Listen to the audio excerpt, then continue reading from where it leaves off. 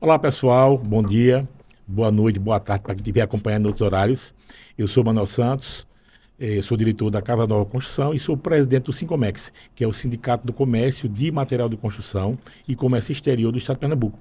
Estamos fazendo nosso segundo podcast, né? E o tema agora é relação de trabalho. Estou aqui também com o Dr. Clóvis Santos, que é consultor jurídico do Sincomex, e com o Dr. Yasmin, que além de ser advogada do Sincomex, é também nossa consultora jurídica. Eu queria que o Dr. Clóvis se apresentasse. Olá, Manuel, Yasmin. Eu sou Clóvis Santos, tenho pós-graduação em Processo de Trabalho e Direito do Trabalho e meu campo preferencial é o Direito do Trabalho, embora milite também nas outras áreas de forma esporádica.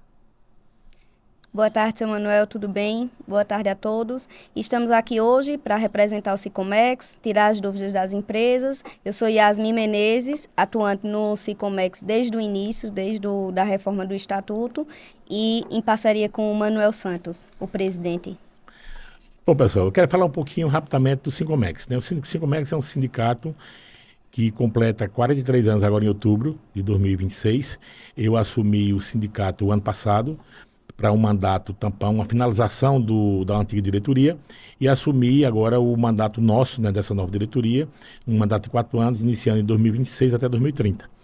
E o nosso objetivo, né, é que esse sindicato seja um sindicato prestador de serviço, que seja um sindicato que atue na defesa dos interesses dos empresários, né, de material de construção no estado de Pernambuco. Nós fizemos uma reforma estatutária, fizemos uma reforma política administrativa, dividimos o Estado, né, em 16 regiões, onde tem o sindicato laboral representando a categoria. Nós criamos uma região e lá fechamos uma convenção coletiva de trabalho para atender aquele público, atender o público de empresários e também de trabalhadores, né? Uma convenção coletiva, ela gera regras, tá certo? Ela autoriza, né, às empresas a vários benefícios, como também para os empregados, né? Gera segurança jurídica para a empresa e gera benefícios para os empregados. E nós sempre atuamos com muita responsabilidade, com muito cuidado, né? Não com foco na redução do direito do trabalhador, mas com foco no que a gente consegue aprovar, o máximo que a gente consegue aprovar. A gente sabe que tem as limitações, né, financeiras das empresas, mas principalmente buscando atender o interesse da empresa, porque o nosso sindicato é patronal, né? Nós dependemos do interesse das empresas.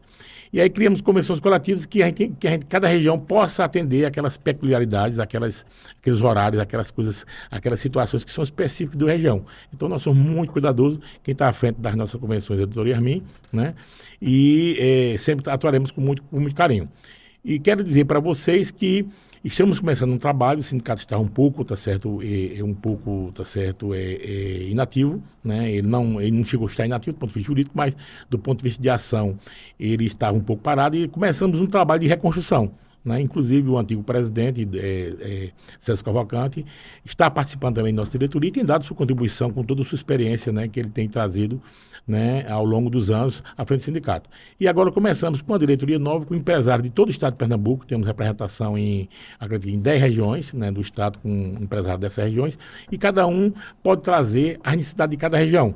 E eu quero contar com você, empresário que está escutando, né, com a sua participação, ou como associado, ou como contribuinte, de forma que você possa fortalecer o sindicato e não sermos só um sindicato que está cuidando da relação do trabalho. Mas um sindicato que está ligado a ações de desenvolvimento, é um sindicato que tem uma representação empresarial política forte, que a gente possa conversar com o governo do Estado, com o secretário, com o prefeito, para discutir interesses dos empresários daquela região. Então, eu quero contar muito com vocês. E estamos iniciando esse podcast para discutir relação do trabalho. Nossos consultores estão aqui prontos, né, em ponto de bala aqui para começar a discutir. Mas eu quero dizer para vocês o seguinte, que estamos criando um sindicato para que você, principalmente o micro e pequeno empresário, o empreendedor, ele possa ter um serviço que ele ficaria muito caro para ele contratar um advogado, um contador especializado, e nós teremos para todo mundo, porque reduz o custo. E sem nenhum custo para aquela empresa que é associada ou que é contribuinte do sindicato. Então teremos, a partir do segundo semestre, consultoria na área de recuperação de crédito, consultoria na área de reforma tributária, consultoria na área de RH, principalmente para a gente enfrentar, tá certo, as dificuldades e os desafios da NR1, né, que começa a funcionar já a partir do dia 26 de maio, começa a multar, o Ministério do Trabalho começa a multar a partir do dia 26 de maio, né, e também, tá certo, consultoria no dia a dia, na relação de trabalho, para que as empresas possam se enquadrar às suas convenções coletivas e não fiquem sujeitas a passivos trabalhistas. Então, teremos toda uma estrutura, né, para que as empresas possam se sentir representadas, possa ter uma entidade que está preocupada com ela, está preocupada, tá certo, com o bem-estar dela, preocupado com o risco que ela tem a criar passivo e despesas trabalhistas. Esse é o objetivo. Então, vamos iniciar aqui, tá certo, com o Dr. Clóvis, e o tema será NR1. Muito bem. Manuel, eu acho que seria importante dizer se o sindicato representa só a construção civil ou outras categorias patronais também.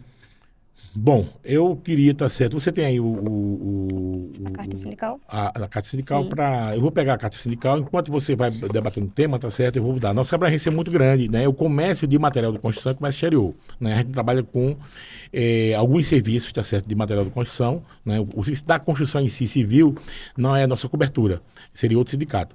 Mas a reforma, sim, né? Serviço, por exemplo, de pintura, serviço de. Isso aí a gente teria cobertura. Ok. Referente à NR1, que é o assunto que vem dominando esse começo de ano de 2026 e que está prestes a entrar em vigor agora no final desse mês, a gente tem que dizer que a empresa passou a ter obrigação de cuidar da saúde mental do trabalhador. Tá? Isso se faz mapeando riscos, documentando os riscos na GRO, no PCR, e também com um apoio e um acompanhamento constante, para que a empresa detecte setores de riscos, que antes eram mais riscos de acidentes, mas agora também o problema de depressão, de burnout, o problema de sobrecarga de trabalho, ele passa a ser visto pelo Ministério do Trabalho como acidente do trabalho. Isso leva a empresa a encarar a situação como um problema a mais, porque se antes o funcionário que estava com burnout, estava com assédio moral, estava com depressão, estava com cobrança de metas abusivas, ele ficava doente e após 15 dias a empresa pagava e ele seguia para o INSS, com a caracterização do acidente de trabalho, ele passa a ter também estabilidade. Isso também implica em custo, porque vai mudar o fator de seguro da empresa. Os impostos da empresa vão ficar mais caros se começar a ter uma repetição de adoecimento mental. Então, você tem a repercussão na questão do seguro da empresa, você tem a repercussão do risco de processo trabalhista por assédio moral, assédio sexual, por excesso de carga de serviço, pressão demasiada, o que pode resultar em ações individuais ou coletivas do Ministério Público do Trabalho. Então, essa atenção da empresa, ela deve estar muito voltada para reeducar, requalificar a gerência, a direção da empresa, para que faça as cobranças de metas de forma correta, sem abuso, sem assédio, não permitir o assédio sexual dentro da empresa, não permitir discriminação de qualquer forma, sexo, cor, religião. Então, tudo isso, mais de que um cuidado com a saúde do trabalhador, pela ótica da empresa, é cuidar do caixa, é cuidar de passivo trabalhista, é cuidar de não ter ação individual do trabalhador, cobrando assédio moral, cobrando dano moral, e cuidar para não ter ação coletiva imposta pelo Ministério Público do Trabalho, que vai implicar sempre em termos de ajuste de condutas ou multas muito altas. Uma pergunta só, doutor Clóvis. No caso de um afastamento, né, de um funcionário por burnout, por exemplo, então a gente tinha numa situação anterior que os primeiros 15 dias a empresa paga, a partir daí o INSS, né, assume. E se ficar configurado, tá certo, que não houve o cuidado adequado conforme a lei, né, que alterou a NR1, essa empresa, esse risco aí continua sendo do INSS ou passa a ser, tá certo, do empresário. Então, a partir dali, quem vai pagar o salário dele enquanto ele estiver afastado para tá certo, se recuperar, será o INSS que vai continuar ou alteração na lei para que a empresa, a partir daí, a empresa, se ficar configurado que foi ela que deu causa, ela assume esse passivo. Bom, vamos por partes. Primeiro, a gente precisa identificar de quem é a culpa, porque num caso de assédio moral ou assédio sexual, a empresa é responsável diretamente pelos atos seus prepostos, né? Mas se ele tiver com depressão ou burnout, a gente tem que ver a questão do nexo causal. Se foi a empresa que causou, se foi a empresa que causou. se foi a empresa que provocou, se ele teve um acidente de percurso na vida privada dele que causou aquele adoecimento. Mas, respondendo objetivamente à pergunta, a responsabilidade continua do INSS, mas a lei faculta que o INSS entre com ação regressiva contra a empresa para cobrar o prejuízo que ele vai ter que sustentar, às vezes, pelo resto da vida. Bom, então o INSS vai poder pedir documentos que comprove, tá certo, que a empresa, né, esteja isenta, tá certo, daquele dano do funcionário. Ou seja, é mais uma obrigação que a empresa tem, tá certo, de provar, né, que o ônus da prova passa a ser da empresa em relação à doença psicossocial do empregado. Seria isso aí? Exatamente. A empresa ela tem que estar com o GRO e o PGR muito bem estruturado, com os riscos mapeados, mas não é só mapear, porque a gente está acostumado com um histórico de 70 anos da CLT, onde se fazia aqueles 2 livrinhos. Anualmente o livro a empresa pagava para o pessoal de segurança no trabalho, o livro ia para a estante e ninguém olhava aquilo. Agora não. Na verdade, doutor Clóvis, não lhe interrompendo, mas na verdade, seu Manuel, o objetivo da NR1 é justamente desafogar o INSS. O tanto de afastamentos que tem no INSS de doenças psicossociais foi o que fez a reforma da NR1. Porque são doenças que não conseguem ser caracterizadas com um documento. São as pessoas que se afastam, mas você não consegue identificar de forma tão realista como seriam outros, né? Aí seria GRO e GRO e PGR. Então, veja só. Os livros hoje, esses 2 instrumentos, eles não são só aqueles documentos que vai ficar na estante. Ele é um mapa de risco para a empresa combater, localizar onde está tendo assédio, onde está tendo dano e implantar ações que minimizem esse risco. Então, você vai ter que reeducar o gerente, vai ter que reeducar o supervisor, vai ter que quem está à frente. o gestor se reeducar para falar e cobrar metas realísticas. E mais, ele tem que provar que agiu dessa forma.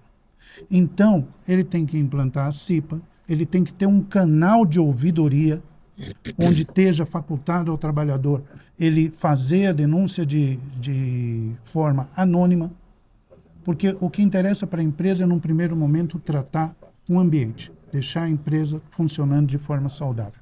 Num segundo momento, localizou. Um funcionário doente vai dar apoio, vai dar assistência psicológica, material, médica, se for o caso, para que ele possa se recuperar, usando, logicamente, também o Sistema Único de Saúde. Você que está escutando a gente, pode imaginar, poxa, só notícia ruim, né? Só obrigações para a empresa, mas eu tenho uma notícia boa para passar para vocês em relação a esse tema, especificamente a NR1, que é um tema muito amplo, é que o sindicato vai disponibilizar, já a partir de julho, para todas as empresas que estiverem reguladas com o sindicato, claro, tanto a associada como a contribuinte, para que ela possa, tá certo, ter essa infraestrutura com custo extremamente reduzido. Por exemplo, ela vai poder, tá certo, a empresa associada com valor de 10 e 15 reais por funcionário fazer um mapeamento. Nós contratamos uma empresa, fechamos uma parceria, onde a empresa ela vai fazer o mapeamento e entregar para você um relatório dizendo como é que está a saúde mental dos seus funcionários. E aí, a nossa orientação é que, inicialmente, a gente faça pelo menos semestralmente. Então, você teria um custo pequeno, porque imagine que você tem 5 funcionários. Se for 15 reais, você está pagando 75 e você vai ter um documento. Esse documento vai servir de prova numa fiscalização do chefe de trabalho. Beleza, aí eu tenho um mapeamento. Eu descobri que eu tenho um funcionário meu com risco de burnout. Eu tenho ou com risco de estresse alto ou depressão. O que é que eu faço? Então, nós temos outra parceria com outra empresa também, a um custo entre 15 e 25 reais por funcionário, aí teria que ser um custo mensal, onde ele vai ter direito ao tratamento psicológico. Então, ou seja, uma empresa que tenha 10 funcionários, então ela gastaria entre 150 e 250 reais por mês, e ela teria um psicólogo para os 10 funcionários 24 horas por dia, num custo bastante reduzido. Quando eu digo de 10 a 25, vai depender de ela estar, né, se está associada o contribuinte ou não, porque a gente também vai disponibilizar, tá certo, com um custo diferenciado para as empresas que não estão, que não fazem parte da estrutura do sindicato. Então, veja, eu estou dizendo que eu vou fornecer o mapeamento, vou fornecer, tá certo, vamos dizer, o acolhimento, que é o psicólogo para tratar desse funcionário, com custo reduzido, porque eu consigo esses custos, porque o sindicato fecha para 10 mil vidas, fecha para um monte de pessoas, então o custo vai lá para baixo. Diferentemente, tá certo, de que você tem que contratar um psicólogo para poder ir na sua empresa, ou deixar disponível, tá certo, vai ser muito mais caro. Então é uma forma que a gente tem de acolher, de prestar um serviço, uma proteção para a empresa uma proteção para a empresa. Seria regulamentado um documento que pode ser apresentado até no E-Social para acompanhamento até do Ministério do Trabalho. Perfeito. E veja lá, e o GRO e o PGE, nós vamos também, tá certo, como foi levantado aqui agora, para que a gente possa também dizer para a empresa, olha, nós temos uma empresa nossa que o sindicato indica, tá certo, que a gente vai negociar para reduzir custo, porque a gente escala, né, a gente tem escala, uma empresa com 5 funcionários, tá certo, tem um preço, uma empresa com 200 funcionários é outro. E se tem um sindicato com 10 mil é outro preço. Então reduz o preço para todo mundo.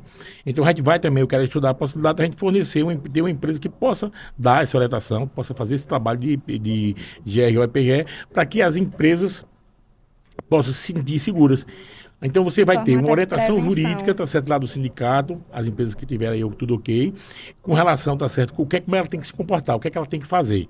E o sindicato vai oferecer serviços, tá certo, customizados, né, para que com o custo menor possível, para que a empresa possa, tá certo, se sentir segura. Eu estou cumprindo a legislação, eu estou tranquilo, eu não vou mais me preocupar com o NR1, porque eu estou dentro da lei e estou cumprindo as prerrogativas. Ok, pessoal?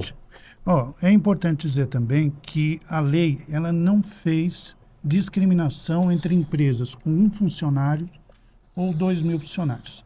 A NR1 vale para todo mundo, a ouvidoria vale para todo mundo, o PGR e o GRO vale para toda empresa de qualquer tamanho, seja ela uma MEI, seja ela uma multinacional.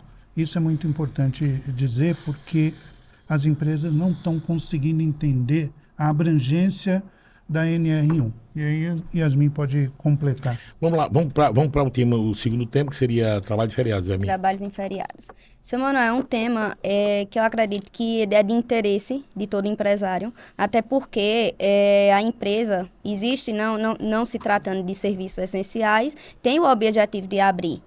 O comércio em si, ele tem o objetivo de abrir, principalmente em datas comemorativas. E existe uma lei em 2021 que deixou de forma obrigatória a abertura sem cumprir requisitos. Isso aí acaba que prejudica o empresário também em si, porque gera o quê? Qual a comprovação de que seguiu os requisitos para abertura naquele feriado? Então, quando veio essa nova portaria, veio para proteger também o empresário. O empresário, ele segue os requisitos da convenção coletiva, tem o apoio do sindicato, que é onde entramos com um suporte até maior nesse quesito, e aí o sindicato, ele abre a negociação, negocia as datas, os requisitos que a empresa precisa seguir. A empresa seguindo tudo aquilo ali não gera um passivo posterior, porque o que é que acontece? Se a empresa abre, mesmo pagando em dobro, que muitas empresas acreditam que abrir no feriado e pagar em dobro está cumprindo todos os requisitos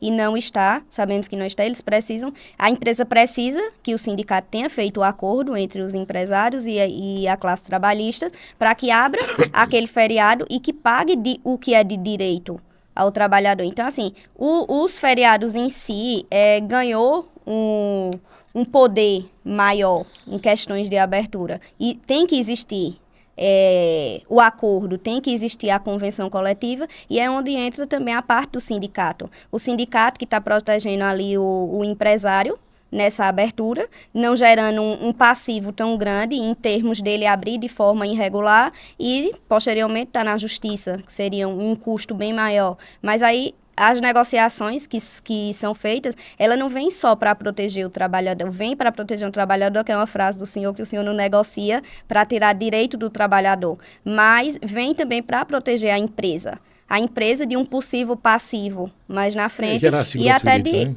e até de outros processos. Então, por isso que entra que a gente chama tanto os empresários para que venham negociar com a gente, para eles saberem o que foi negociado ali, o que protege eles, o que eles precisam fazer. Precisa ter o certificado de estar regular com o sindicato para que possa abrir naquele feriado.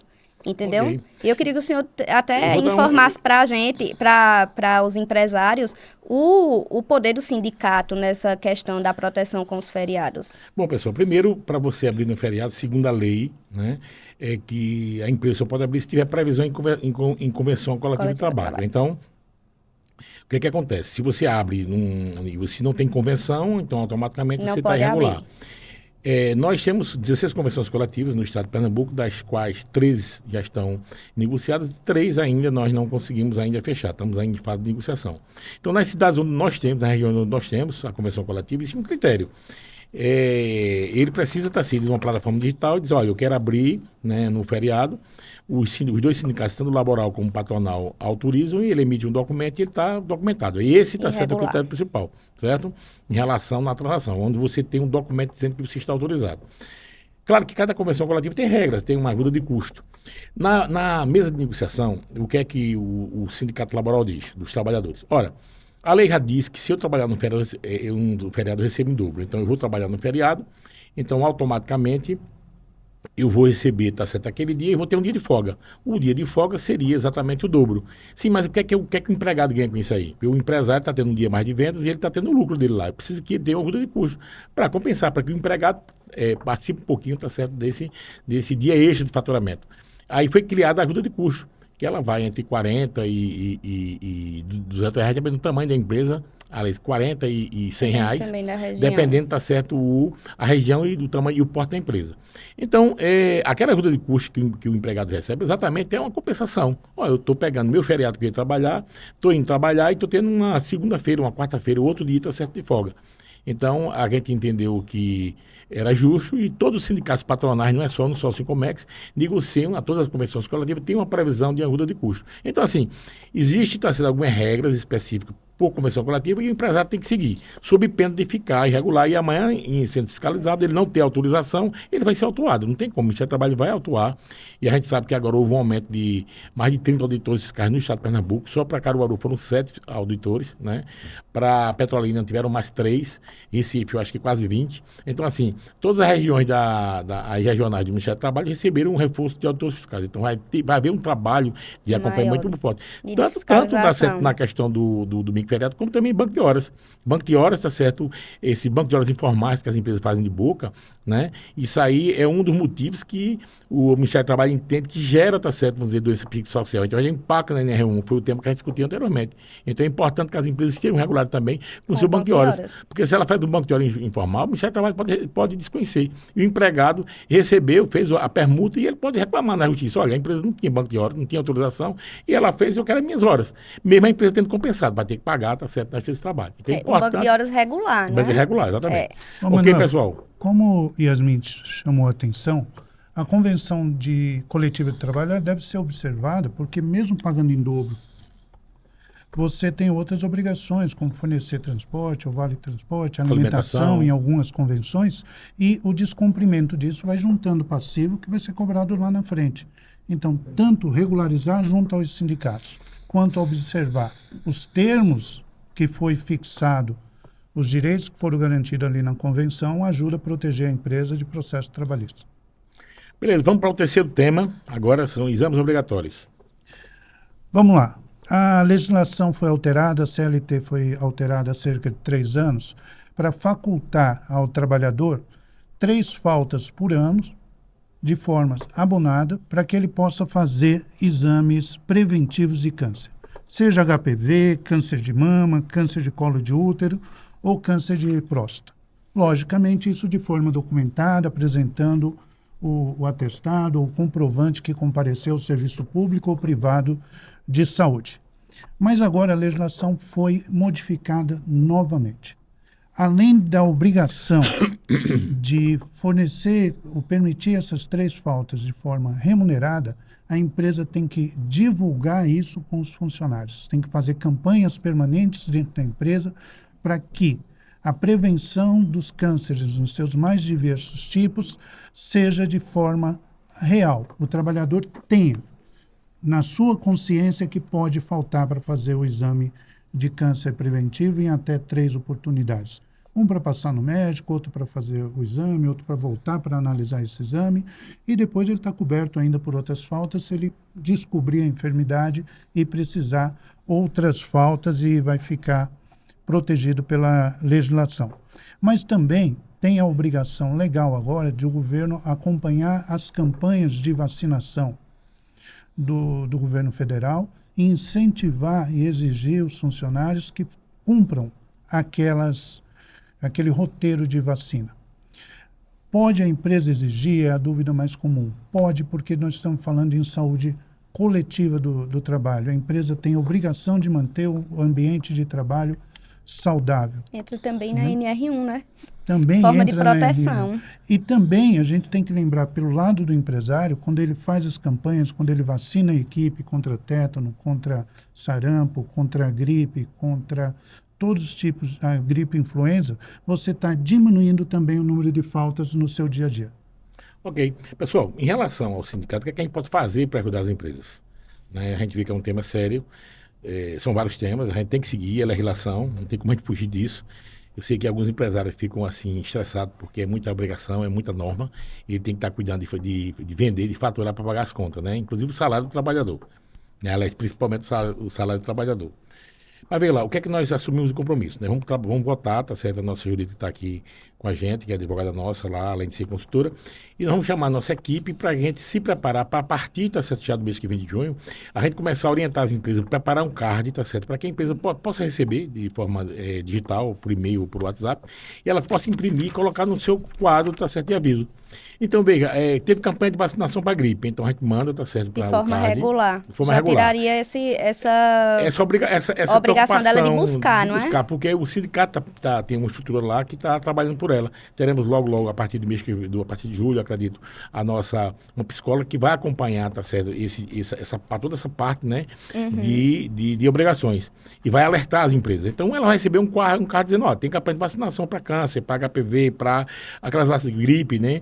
E a empresa recebe, tá certo, o card, imprime, bota no seu quadrinho de aviso e abre um protocolo, tá certo?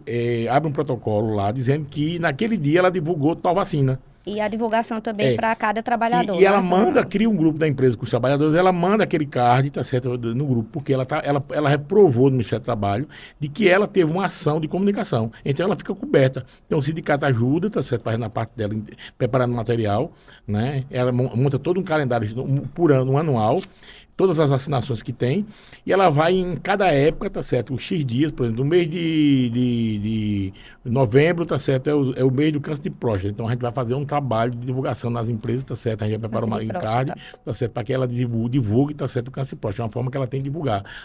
É o mês, tá certo, de câncer de mama, a gente vai lá e faz a divulgação. A gente vamos preparar o material, porque aí a empresa não vai ter custo para isso aí. O sindicato faz para todo mundo, com um custozinho bem pequenininho, e o sindicato absorve o custo. Mas prevenção também. Seria um preventivo. E a empresa faz só o controle interno dela, porque ela se provar amanhã, se ela for fiscalizada, que ela fez, tá certo? Então, as empresas que tiverem a relação com o sindicato regular, elas receberão todo esse apoio. Lembrando que a gente também vai dar esse suporte na questão do protocolo, de como eles deveriam seguir para evitar... Vamos criar um modelo também, vamos apresentar um modelo para que cada empresa possa pegar um modelozinho de protocolo, tá certo, para a divulgação da vacina, e ela preencher, a cada divulgação dela, ela vai lá e preenche, e guarda, porque amanhã, se ela precisar ir num e-mail ou no WhatsApp, para ela receber a data, ela vai no WhatsApp na data e ela mostra que ela divulga para a equipe dela, tá certo? Para todos os funcionários. Ok, pessoal, vamos para o quarto tema, que é, tá certo, escala 5x2. Na escala 5x2, eu acho que o tema principal, que foi o que iniciamos com a NR1, a escala 5x2 ela já vem em sequência. Por quê? Quando estamos reduzindo a carga horária de um funcionário, estamos cuidando da saúde do funcionário. A jornada 6 por 1 acaba sendo uma jornada mais pesada. A gente entende que a empresa, principalmente empresas menores, ela segue a jornada 6 por 1 e ela tem aquele quadro de funcionários ali já fechado. E a 5 por 2 não tem mais como o empresário fugir da 5 por 2. Então, o que a gente vem aqui? A gente não vem aqui dizer que vai existir, que não vai, que vai ter que mudar, que não vai, ou se vai existir regra de transição ou não, até porque não sabemos. Mas o que a gente vem é esclarecer um pouco para um empresário, principalmente aqueles empresários menores, para que eles já façam uma análise do quadro. Se a quantidade de funcionários que ele tem, se ele tivesse que mudar no mês que vem, aquela quantidade que ele tem é viável para que cumpra a carga horária que ele precisa? Se não é viável, qual seria o custo para que ele contratasse mais funcionários? Qual seria o prazo que ele tem ali para contratar funcionários? Até porque seria até um exemplo, se Caruaru em peso muda a jornada para 5 por 2 hoje, vai ter mão de obra suficiente?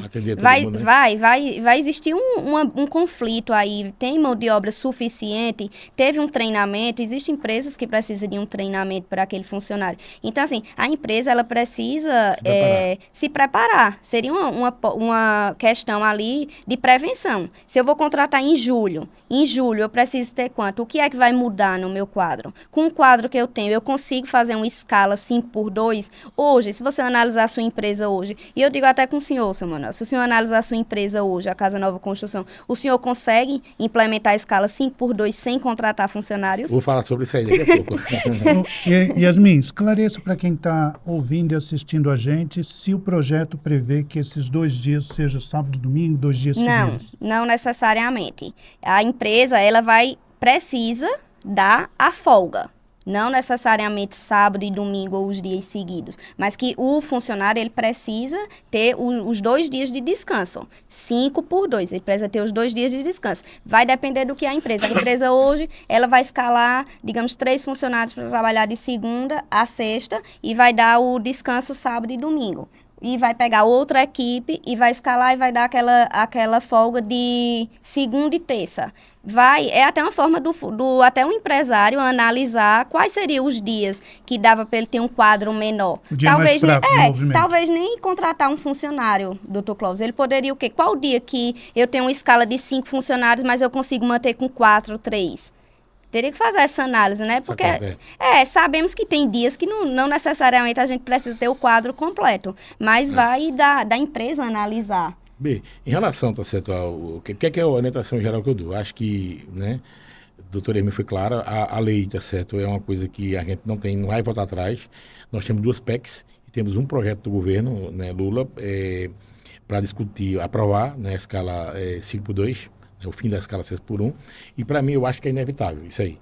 Né? Claro que pode ter algumas regras de transição e pode ter algumas flexibilizações para serem discutidas em convenção coletiva de trabalho. É aí onde entra a importância do sindicato, porque aquela flexibilização só vai existir se for negociada entre sindicatos. Né? As centrais sindicais estão pedindo isso aí e possivelmente, né, dentro da pressão, isso ser aprovado. Então, você indica o seu sindicato, você vai estar atualizado e vai ter, tá certo, vamos dizer, ali na sua convenção, situações que facilitem sua vida.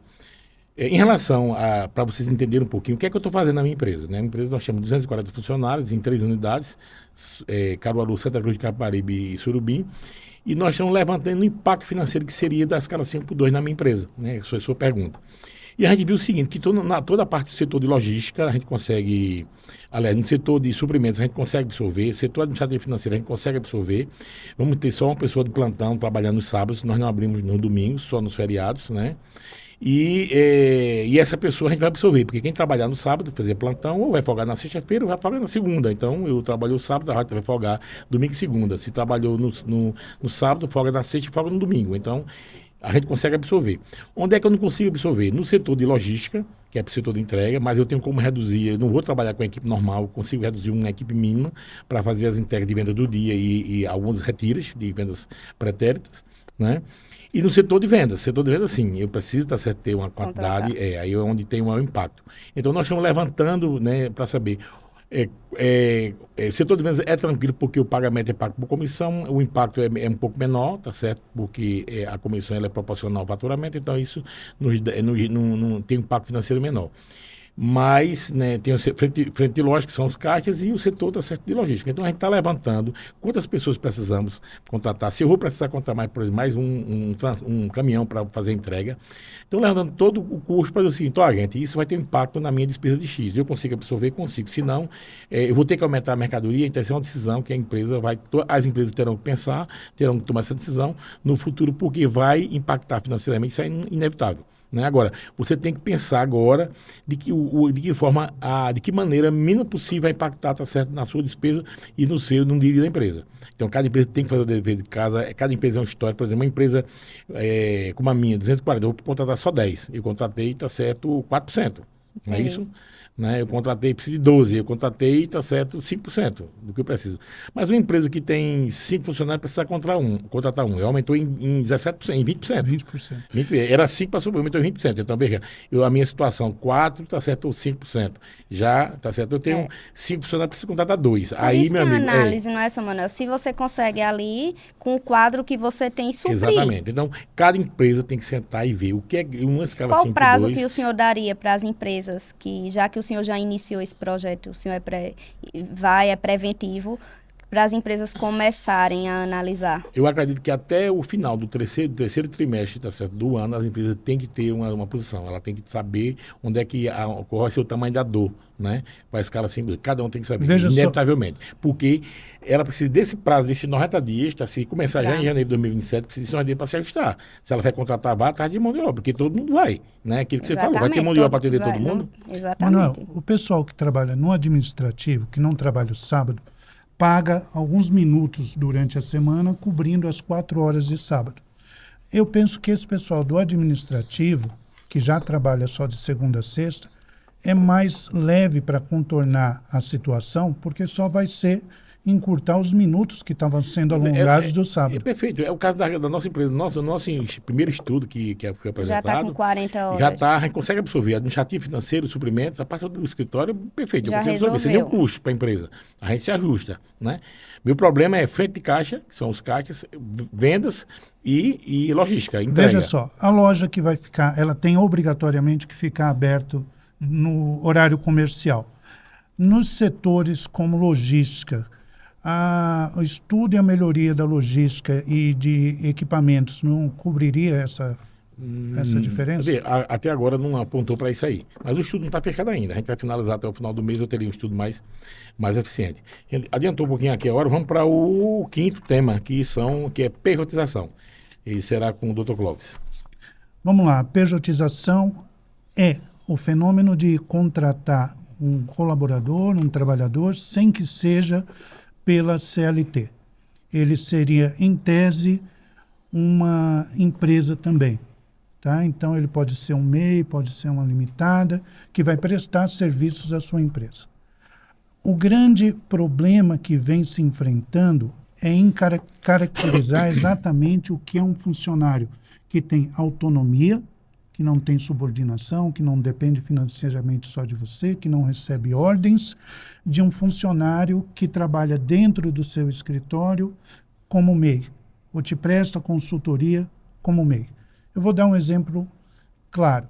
A pessoa que vai consertar seus aparelhos de ar-condicionado e fazer a manutenção, ele pode ser um pejotizado, ele pode ser uma pessoa que vai trabalhar e emitir nota fiscal para você, porque ele vai poder também fazer esses serviços em outras empresas durante o período, durante o mês. E no final do mês, ele vai emitir várias notas fiscais e vai receber de várias pessoas.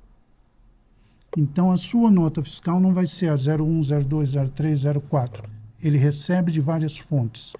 Um contador, ele também pode trabalhar no mesmo esquema. Ele vai trabalhar para 20, 30, 50, 100 empresas no escritório dele. E ele vai ser pejotizado e vai emitir nota fiscal. Mas a partir do momento que você pega um contador que está dentro da tua empresa, ou você contrata um contador e diz que ele tem que trabalhar de 8 às 18, de segunda a sexta, sobre suas ordens, e ele emite notas fiscais sequenciais, ele só tem como fonte de renda a sua empresa, Gera um nos risco. termos atuais, ele está enquadrado no artigo 3º da CLT. Ele tem subordinação, ele tem que comparecer todo dia, ele tem salário de uma pessoa só, que é a dependência. Então, isso que o Supremo Tribunal Federal vai decidir. Mas eu acredito que boa parte dos funcionários, só os que têm cargos mais altos, autonomia e capacidade técnica de prestar serviço a várias pessoas e aumentar seu nível de renda com isso, é que pode ser enquadrado como uma pessoa jurídica, uma pejotização legal. Yasmin. Ok. Bem, esse tema, no caso de pejotização, é um tema que houve, eu acho, não sei se eu não estou enganado, o ministro Alexandre Moraes pediu vista, né, e o processo está parado, né, mas existe uma tendência, né, para o reconhecimento da pejotização pelo STF, pelo menos é o que eu tenho escutado de momentos, por exemplo, ter sido favorável, Alexandre Moraes e alguns outros ministros. Eu acho que isso aí, só que ainda não tem uma regulamentação definitiva, tá certo? É aquilo que o doutor Cláudio falou. Então a gente tem que esperar um pouco mais. A gente falou dos riscos, que ele falou do risco aí agora, que cada empresa tem que analisar o seu e ver qual risco que ela quer assumir. E nós, como sindicato, temos que dar esse alerta. Mas é um tema ainda que ainda tem ainda uma estrada para a gente caminhar, que é uma decisão final, tá certo, do STF. É um assunto muito complexo, porque ele envolve questões sociais também, como a sobrevivência do sistema de aposentadoria da gente. As empresas que tiverem qualquer dúvida, podem entrar em contato com o sindicato para a gente analisar. Gente, adiantado da hora aqui, eu vou apertar um pouquinho. Licença maternidade, o nosso, acho, sexto tema. É a licença maternidade. Maternidade, tá certo, em caso de internação, e licença paternidade. Eu posso falar os dois em conjunto, seu Manuel. A licença maternidade, o que mudou foi a questão da internação.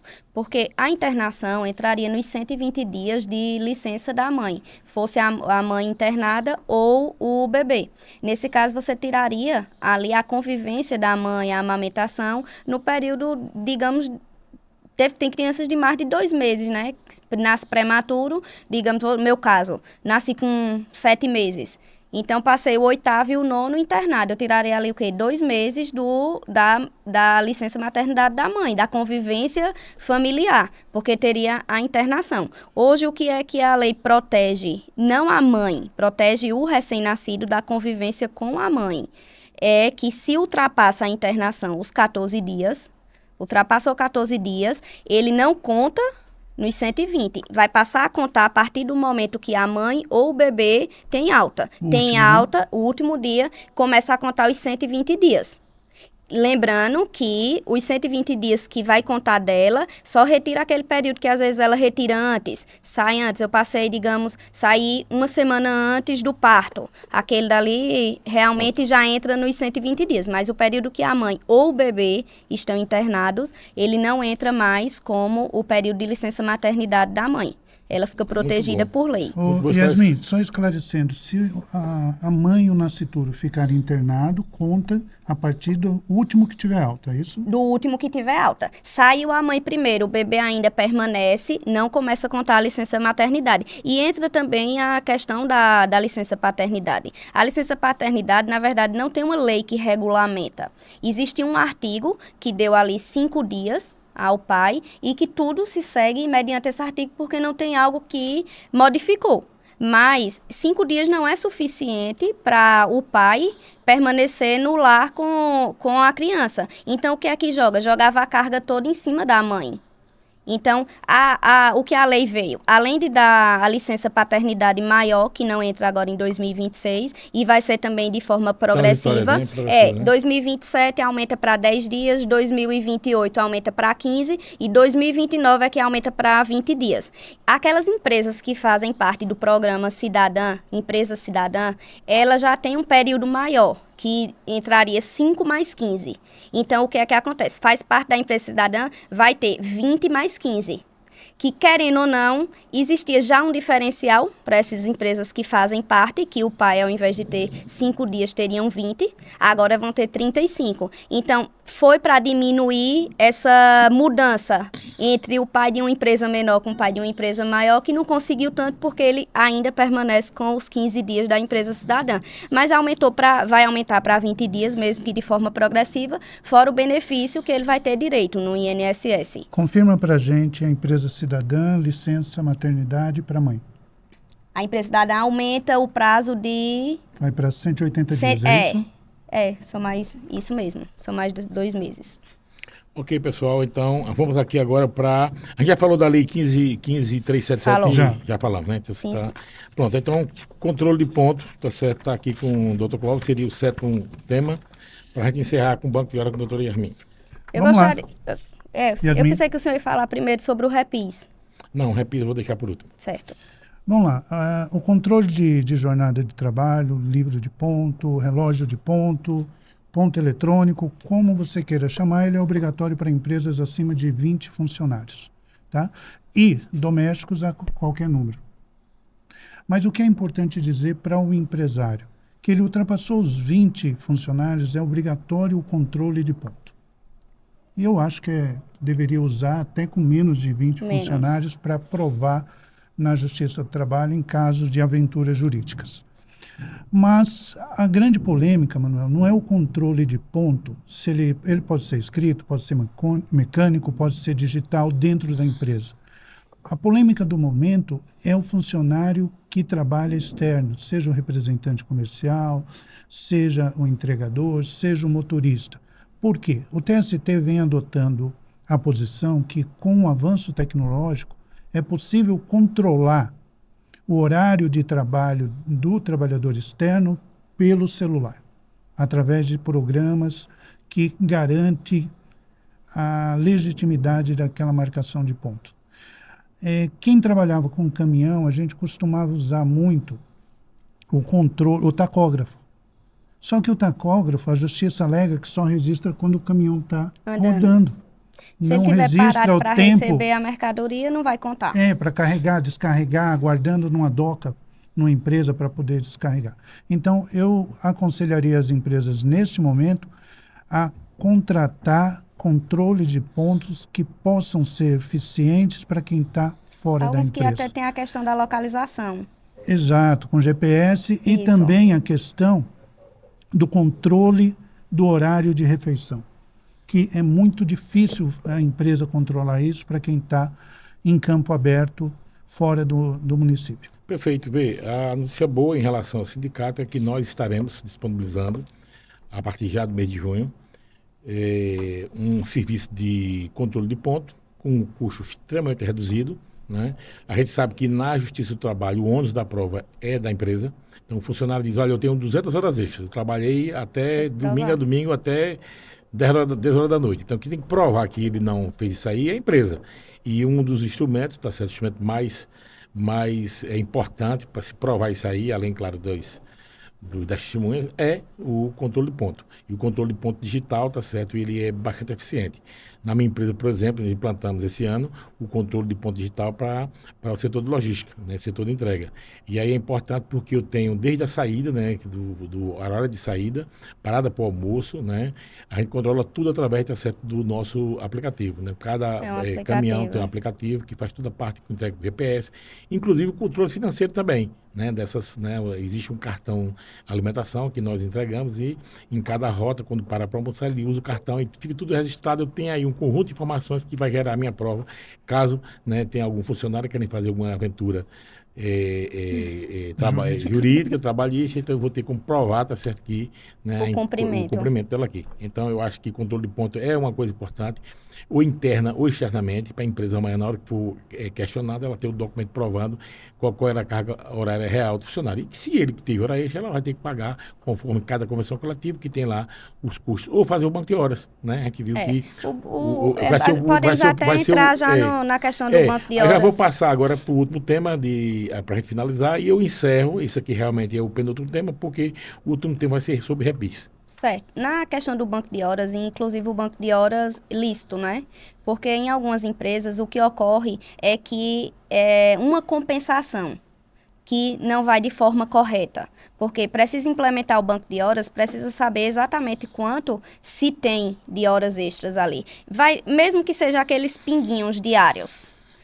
no fim, gera um dia de folga, gera 2 dias de folga para o cliente, que é para o cliente não, para o empregado, que é vantagem para o empregado, porque você pode utilizar, que inclusive foi utilizado muito no tempo que eu trabalhei no banco, é de que você precisa fazer uma viagem, você precisa, digamos, da sexta, da quinta-feira.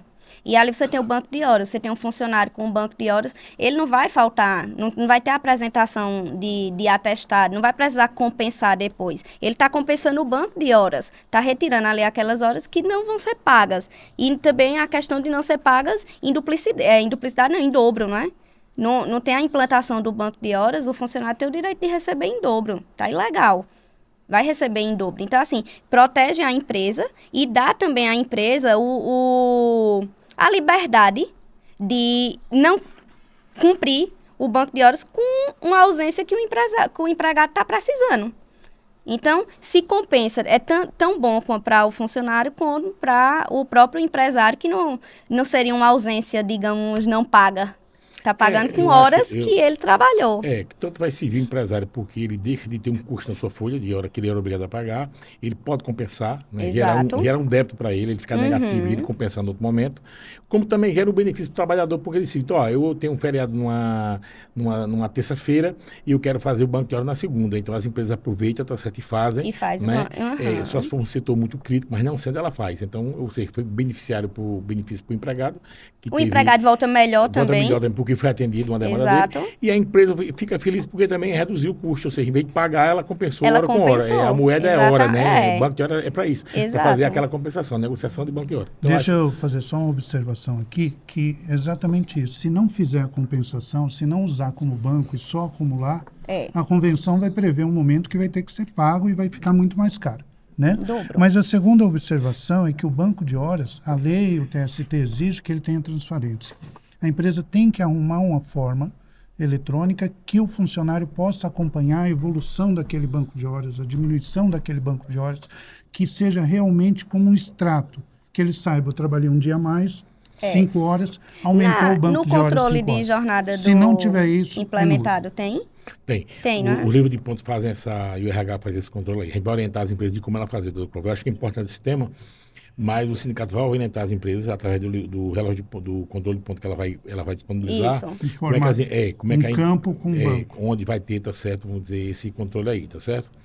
Bem, pessoal, o banco de horas é um instrumento importante, sério, né? É um lugar onde gera, tá certo, despesa trabalhista.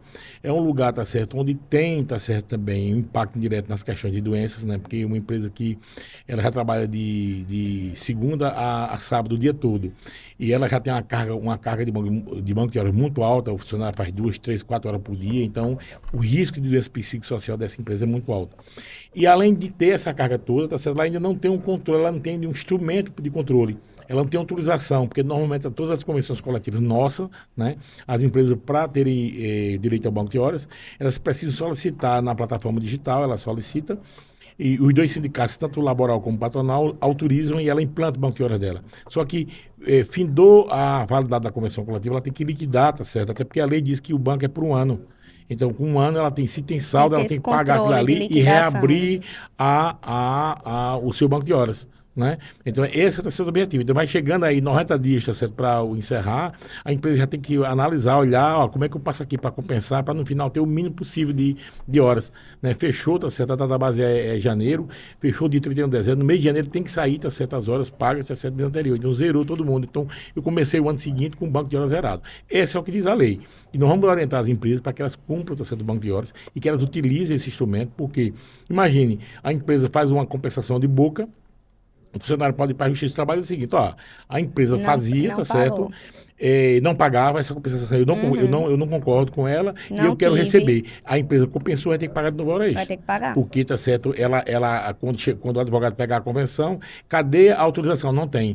Aí o juiz vai, na hora, vai dizer o seguinte, eu não vou reconhecer, tá certo, seu banco de horas. E o empregado está dizendo que fez 100 horas, tá, você tem como provar, tá certo, que, entendeu? Não tem, então vai pegar simplesmente e vai cobrar da empresa. Até porque se ele desconhecer o banco de horas, ele vai dizer que a compensação foi irregular. Ele não vai considerar a parte, né, que a empresa compensou. Então, assim, o banco de horas é um instrumento importante, eu acho que cada empresa tem que buscar, e o nosso sindicato tem trabalhado com muita atenção nesse respeito. Pessoal, está faltando agora 4 minutos para encerrar, né? Eu quero agradecer aqui a presença do Dr. Clóvis, nosso consultor jurídico do Sincomex.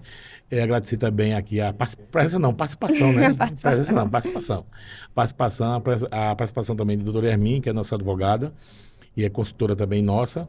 Eu acho que foi muito bom. Fica para vocês que estão aí em casa, que estão escutando, que vão escutar o nosso podcast, né?